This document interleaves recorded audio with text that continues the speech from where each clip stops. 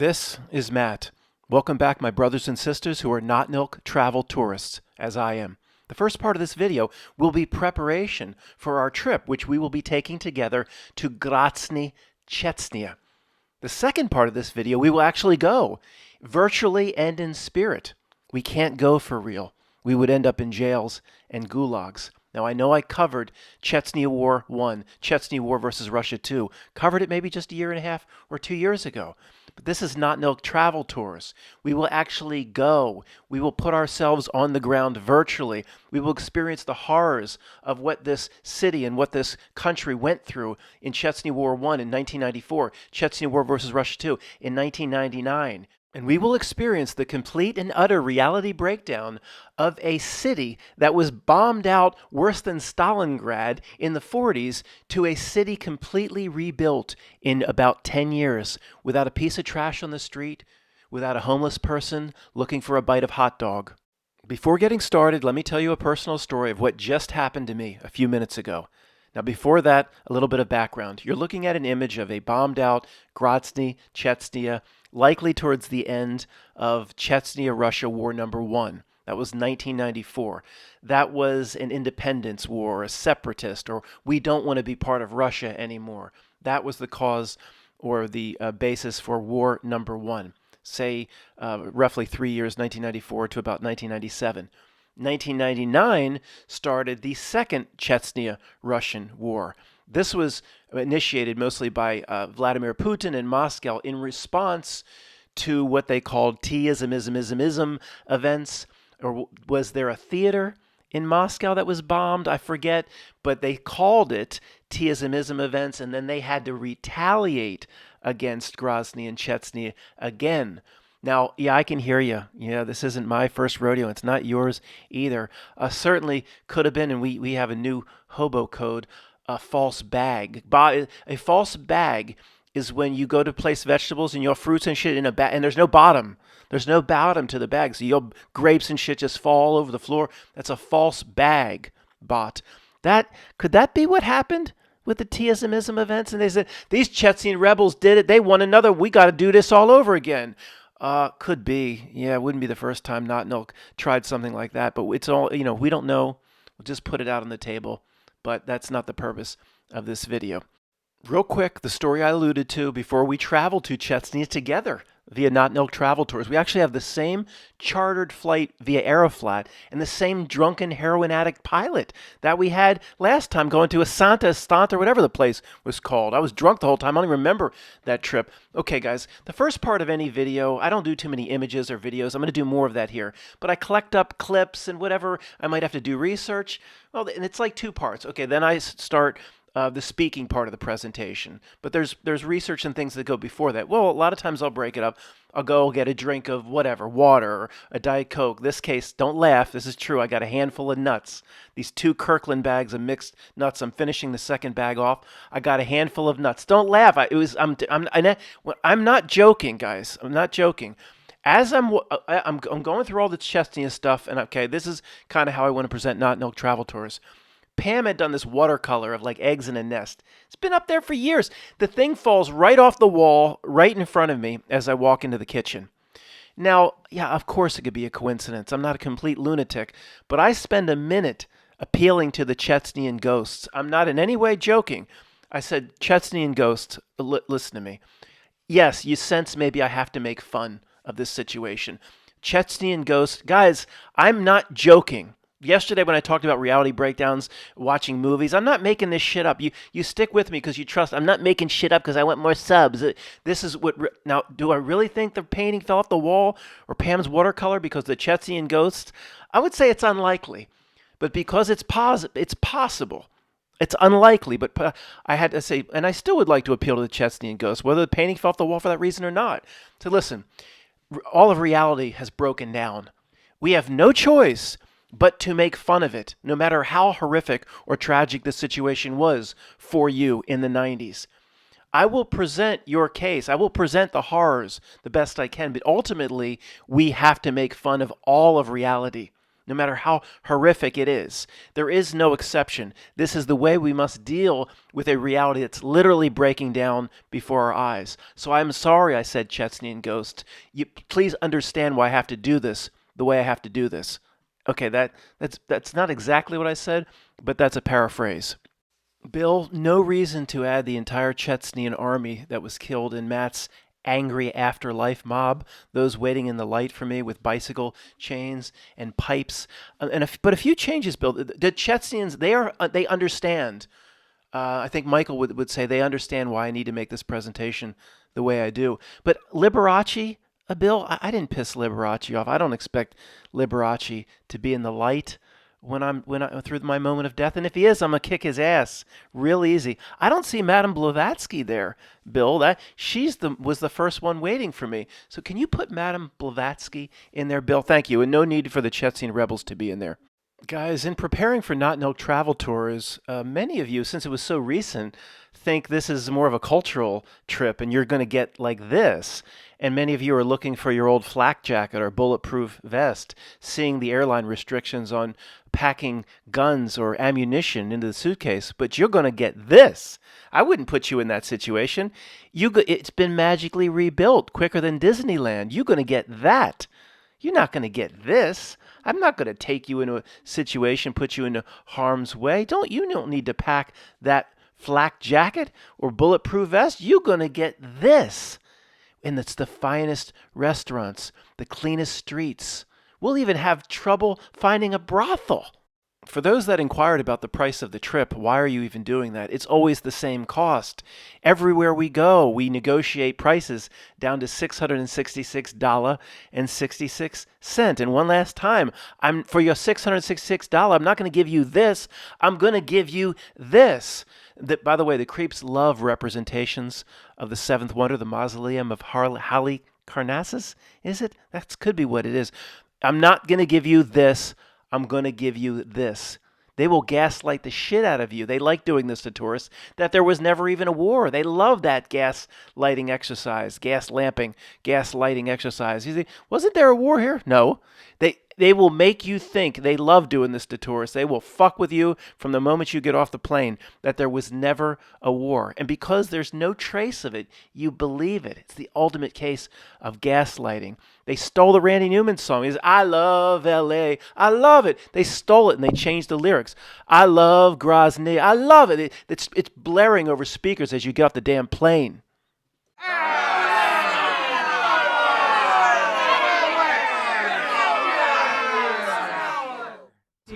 And the Second Chechen War was in the early 2000s, where Grozny became famous as the most destroyed city on Earth. I think the UN named it that in 2003, and Chechnya has completely changed, and we're really excited to see what it's like.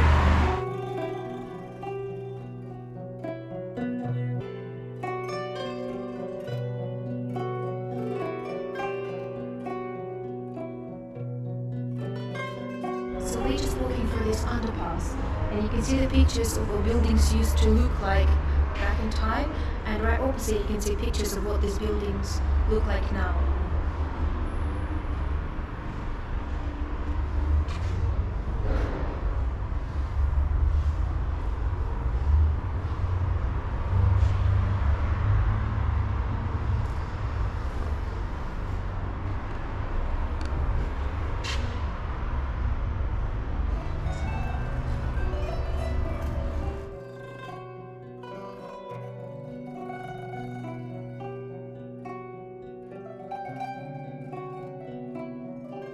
And interestingly, when you're walking around the streets here, both Ahmad and Ramzan, as well as Vladimir Putin, are everywhere. Their posters are on the walls, above shops, on roundabouts, schools, everywhere.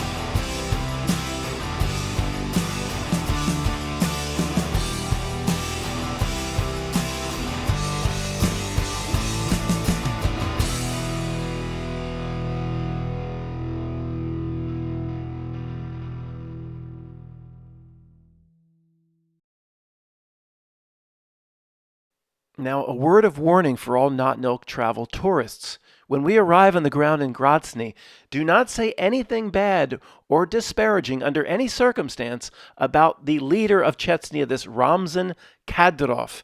The headline here says, "Who is Ramzan Kadyrov, the brutal Chechnyan leader claiming to be in Ukraine?" I don't know anything about this story. We don't care. Chechnya is not part of this anymore. It's become a paradise on earth. What's happening in Ukraine is of no concern to Chechnya.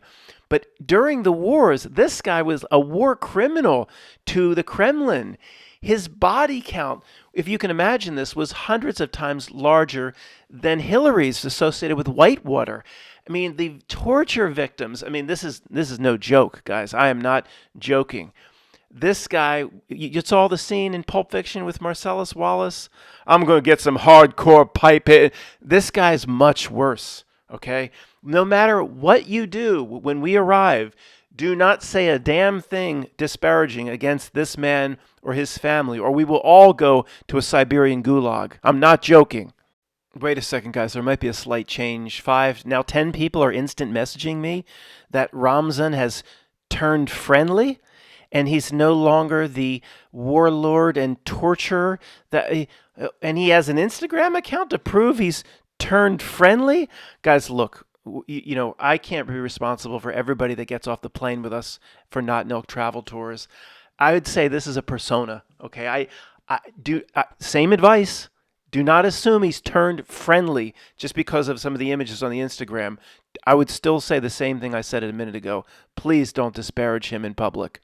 Okay, guys, where are we going? Where is Grozney and Chechnya? I have it circled there, and inside the circle is that little red dot, Chechnya, all the way at the bottom of Russia. It's even below most of Kazakhstan. It's way below Astana, Kazakhstan, just there above Turkey and Syria. Let's do a zoom in.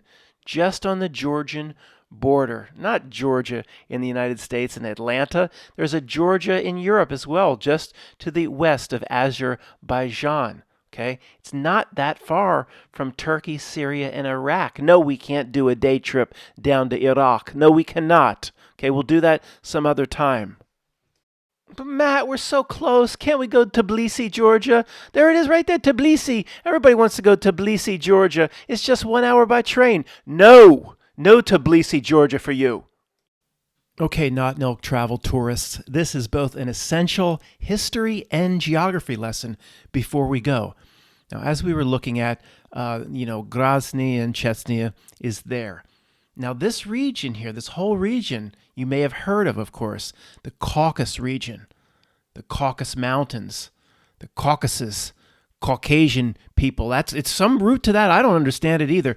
But the history of this region goes back thousands of years with war and battles and border disputes. And I have Marcellus Wallace here. Marcellus, stop torturing that person. Come over, help us out. Marcellus Wallace, tell us about the history of the Caucasus region here.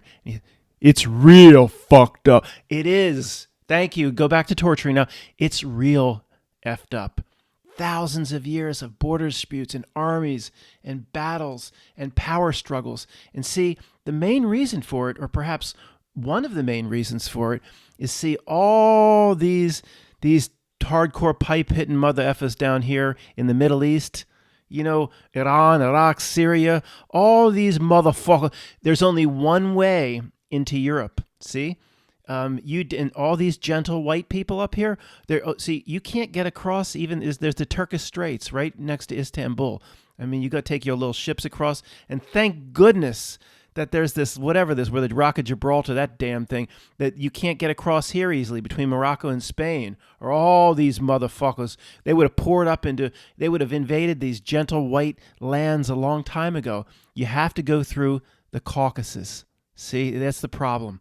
You know how many motherfuckers made their way up here, and it's lower Russia, and then they said thousands. They would have invaded all these gentle white people. They said, hell no.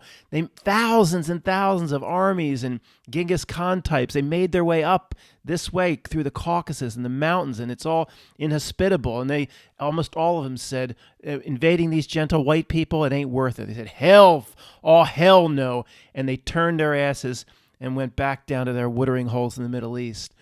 Thank heaven for the Straits of Istanbul. Thank heaven for whatever Rock of Gibraltar is.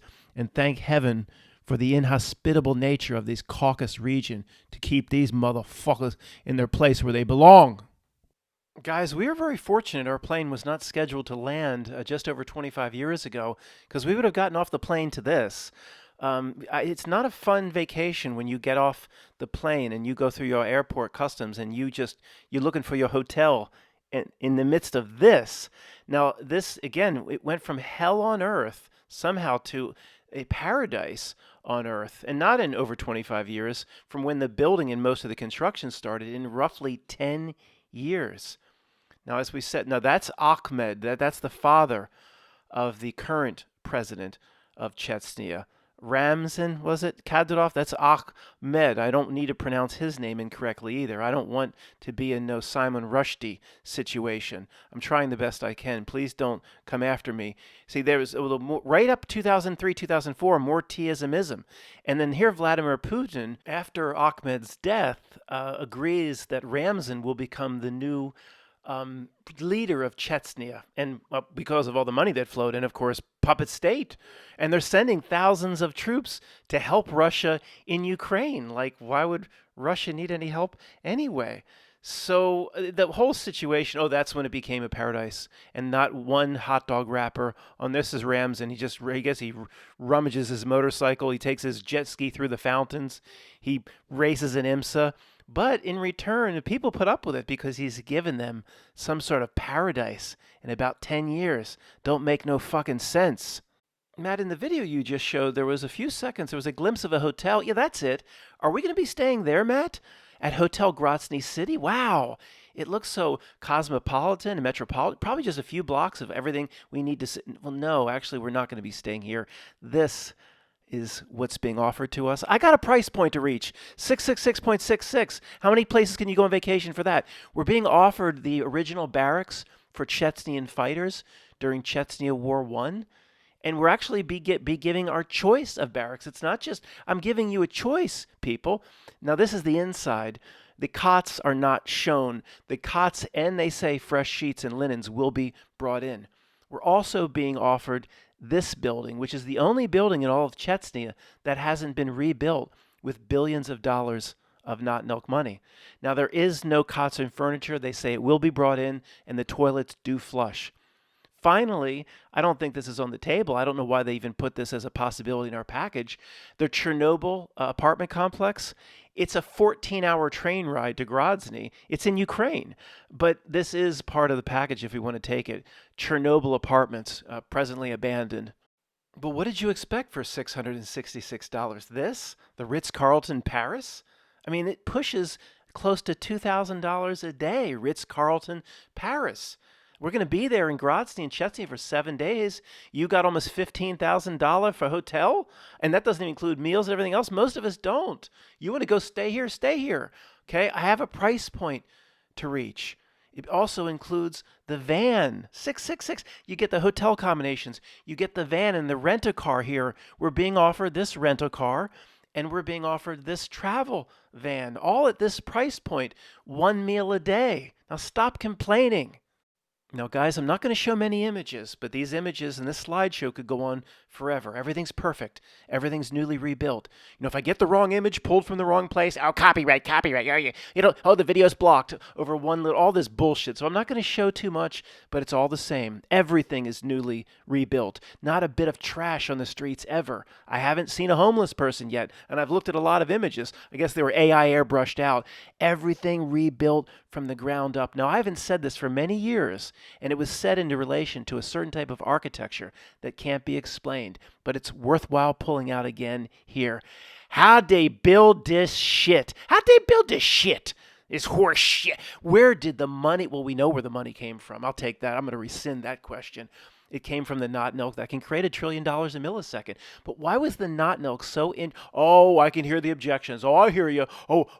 Like I didn't know that. Chechnya is a gigantic oil and gas producer. It's the oil region of Russia, Matt. Oh, yeah. Same excuse every time. When everything just builds up overnight with billion-dollar skyscrapers, oh, it's always oil money. Let's run that script over and over again. Why don't we? Let's get the first grade truther objections out of the way because I can hear them coming now. I can anticipate them because I was a first grade truther myself once. Well, Matt, it's clear what happened here. See, they wanted to secede, they wanted to break free, but since it's the main oil producing region, Russia wouldn't let them go. See, if it would have been some place in Siberia, Russia would have said, go ahead, have your own country, have fun making your snow angels or whatever you want to do out there. Russia wouldn't have cared, Matt, but this is a major oil. Oh, right, yeah, it's always oil and gas, and the first grade truthers about Syria said, all that stuff in Syria is because they want to build a pipeline. It's always about money. Yeah, that makes sense. It's always about money and oil and stuff when this one world system can produce $1 trillion every trillionth of a second. So no, sorry, it's not about oil, which means money, because it's never about money. You want to throw out some weird ass shit like they needed another war for a, blank sacrifice or whatever, like that type of thing. They needed that, or something to do with the overall, who knows, the weird ass spell regarding the shedding of blood that goes back to the history of the Caucasus region, and it's just they have to carry that weird shit. Okay, that's not first grade truth. I like that sort of big thinking. That weird, creepy shit is on the table. No, it's not about money. It never is. It ain't about no pipeline, first grade truthers. Let's go over the timing of this again. That video blogger I showed a clip of, he said something like the United Nations voted it. Was that like a Pootie Tang award, or awarded it the most bombed out, destroyed place in the world in 2003 or 4? So, okay, the war's coming to an end, or it had ended. Well, the building and construction maybe started the next year. So basically from 2005 to in a 10-year period, or not even 8 years, most of it completely rebuilt with all new materials. And see, if you say, well, Matt, again, it's obviously the oil money. Well, where was the oil money? It was the same thing. Chechnya was part of Russia before. The oil was pumping in the 70s and 80s, and it wasn't some new Beverly Hillbillies Jed Clampett find, was it? So they weren't all living in the lap of luxury with Bentleys driving up and down the main roads then, if it was still an oil region, right? So obviously something a little bit creepy is going on, and we call that Notnilc. On one hand, like I alluded to, I'm curious what the man or the woman on the street thinks about a complete rebuild in roughly 10 years and what they would say. Where did the money come from? But, on the other hand, what's the point? They're going to be just as zombified as any idiot on the streets here in the United States. They're going to be just as downloaded. They'll have their little scripts they'll run. Well, Matt, Russia knew I don't know what they'll say, but they'll have a script, or they'll have a way to rationalize it all. Well, Matt, Russia knew that Chechnya was such an important strategic location. They pumped all this money in, and the international community helped out. I'm sure they have stories to explain it all away. Billions of dollars were awarded from the UN. They'll have a way to explain it. It won't be a reality breakdown to them. Any person on the street will be just as much of a World War Z zombie as any idiot in the United States, and it all just makes sense why their whole country was rebuilt for free in less than 10 years. Guys, I'm trying to do the next segment, but this image remained up, and I keep staring at the guy with all the medals on his chest. I'm thinking, what is this? Like, what is this all about? So, okay, this is years after. Was he in the 93-94 First Russian-Chechnya War? But who has all these medals? How can you possibly get all these medals? It was like a Beirut street battle, right? I mean, it's like people running around with rocket launchers and Kalashnikovs and all these different medals. It just doesn't make any sense.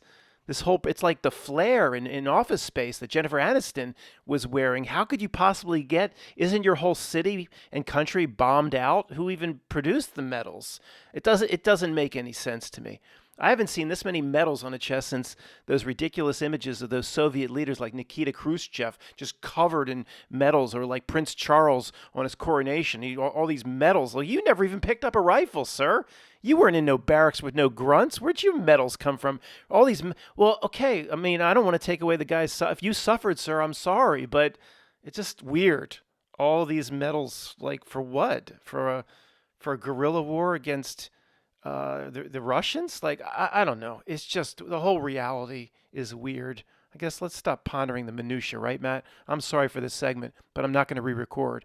And why would you want to? Why do you, for what you did in the war, you want to continuously show that off? Put your, you know, it should be like that scene in Ricky Bobby. What did you do today, kids? I threw Grandpa Chip's war medals off the bridge. Throw your war medals off the bridge, sir. Not wait. Define your life in a different way from what you did in a war, sir. For those who think I'm being a bit disrespectful and not truly honoring the suffering, two quick things. One, this reality has to be laughed at, as I said, under all circumstances. It requires it from us. There's no other way to go about it with everything breaking down the way it is. But look at this. Chechnyan war game at Partisan, the 19th of May, 2019. Craig from Tiny Terrain Models will be running a participation game at the Partisan show on the 19th of May using this setup and his range of 28mm Chechnya war blah blah blah. You can play your game and take your little figurines around a burnout Grozney and play as Chechnya warriors. Sir, look, I might make fun of reality, and some of this kind of pushes it a little bit because there was major suffering and it's first grade truthers, it wasn't fake. What happened in Grozny, it wasn't fake. Okay, there's real suffering. So I'm pushing it. I admit that. But I ain't making no damn board game out of it with little figurines that need to be painted. These people should be ashamed of themselves. Look at this shit I found. Will you be able to defeat the Russian oppressors in the sewers, or will, quote, going underground prove too much for the brave sons of the motherland? Recreate Grozny in the Chechnyan war with little painted figurines. These individuals are sick. Is there a Russian stove I see? If there's a Russian stove, wait a second. I'm going to re-examine. I'm going to dive into this right now. Look at this shit. Just like they said, you play your figurine Chechnyan warriors. You take them into the sewer. You know what this reminds me of? What was that movie, Ed Harris and Jude Law, about the horrible Battle of Stalingrad? Enemy at the Gates, where Jude Law says, repeat nothing, don't improve it. That's Cold Mountain. That's another war in a different time. Jude Law was Vasily Zaitsev, right? You can play your Chechnya version of Vasily Zaitsev, try to take down the evil Ed Harris that's lurking in Grozny or something. Look, I'm sorry, one last time. This is all part of Notnilc reality, and we have no other choice but to laugh at it collectively. I'm sorry for the suffering of real people. Matt, stop apologizing. Okay, I had to do it one last time. Now, here's where the reality breakdown comes regarding Grozny and Chechnya. And does anybody on the street there even think about this for a second? I doubt it. All right. Whatever their excuse is or the rationalization or the story about where the money came from for the rebuilding, that is not the reality breakdown. We know this one world system can print up $1 trillion a second. It can print up, and by the way, somebody got confused. There's no printing it's just creating trillions on a computer, and it's doled out into all sorts of electronic accounts. There's no money or paper or anything like that. It can create the total collective GDP of Europe and the United States since World War II in a millisecond. Okay, so money's not the issue. It never is. We know that. Here's the reality breakdown. This part is a literal reality breakdown, and I'm not overusing or misusing the term. Let's just picture the scene. The newly appointed leader of Chechnya, his name's Ramzev, was it? I'm not going to try to pronounce it again because it'll play out for me like Salman Rushdie. He'll send some sort of Spetsnaz over here. I'll be running from him like the Terminator. I don't mean to disrespect you, Mr. Warlord or whatever. I'm not going to mispronounce your name again. I don't want to be Salman Rushdie on the run, okay? So the Notnilc phone rings. It's a glowing magenta phone like a blue light special at Kmart where they put the damn blue light over the bag or the giant bin of underwear. And he has to take the call. Good news, Mr. R. We're throwing $50 trillion at the rebuilding of Grozny and Chechnya. Now, I know that's a ridiculous amount. I'm trying to overinflate it. $100 trillion. Matt, that's more than the GDP of all countries collectively since World War II. I know. The amount of money, it's an unlimited blank check times $1 billion. Where do you get the actual resources, supplies, builders, electricians, plumbers, people that lay brick? Where do you get all those people to come rebuild everything so quickly? It's a reality breakdown. Is there a story about them bringing in? It's like the Taj Mahal, where they said they brought in 25 to 26,000 artisans from all around India. Or were they just laying around, the artisans under camels? It's one of my favorite jokes of all time. Is it the same story with the reality breakdown of Chechnya? We brought in, it wouldn't take 25,000 artisans like those delinquents that built the domes on the top of the Taj Mahal. It would take 250,000 foreign builders. Are there stories about 250,000 foreign builders coming in from Bangladesh and the Philippines and all over the world and overrunning all the falafel carts running around Chechnya? Not that I'm aware of. Okay, let's back up. I don't know if this is being clear. I'm not re-recording. I've said this example before, but it's the best example.